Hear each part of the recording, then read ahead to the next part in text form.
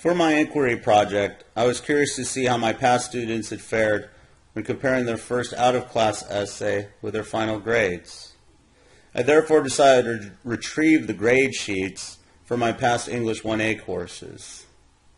Again, English 1A is the course at Madera Community College Center that other colleges and universities might refer to as freshman or transfer level composition.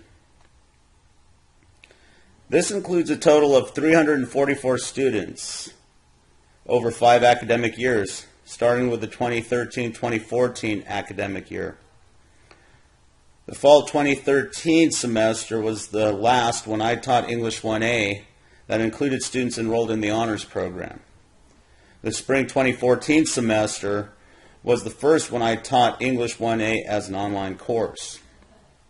Even though I have been teaching summer courses for Madera since 2013, none of them have been English 1A.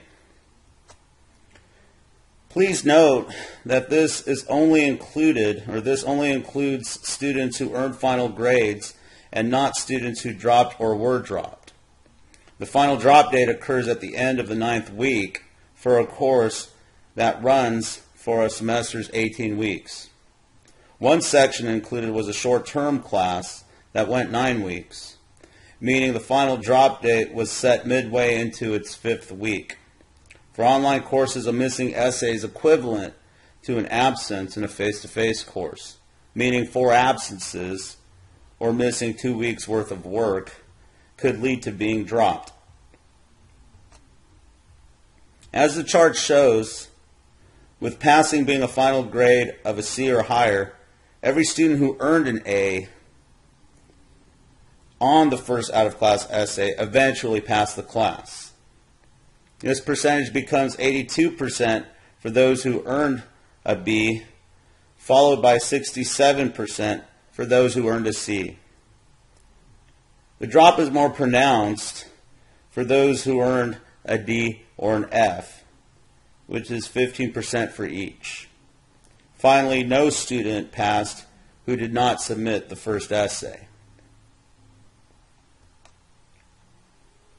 When disaggregating the numbers based on letter grades for the first essay, 52% of those who earned an A ended up earning an A as a final grade. Then you will notice that 29% of those who earned an A on the first essay eventually earned a B as a final grade, whereas 19% earned a C. Moving on to those who earned a B on their first essay, you will notice that the number for final grades of an A drops drastically as a shift occurs among those earning Bs and Cs. Also with this chart, there is now a presence of those who earned Ds and Fs for final grades, despite the fact the combined 18% of those students earned what would be considered above average grades on their first essays. The most even distribution among the disaggregated numbers occurs for students who earned Cs on their first essays. As you can see, the percentage of students who eventually earned As drops to its lowest before no longer being applicable. Meanwhile, the percentage for those who end with Bs nearly mirrors the first disaggregated chart.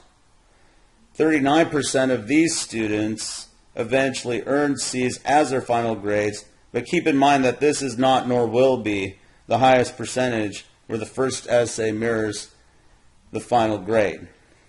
Finally, you will notice that 1/3 of the students in this category end up in the combined final grades for Ds and Fs.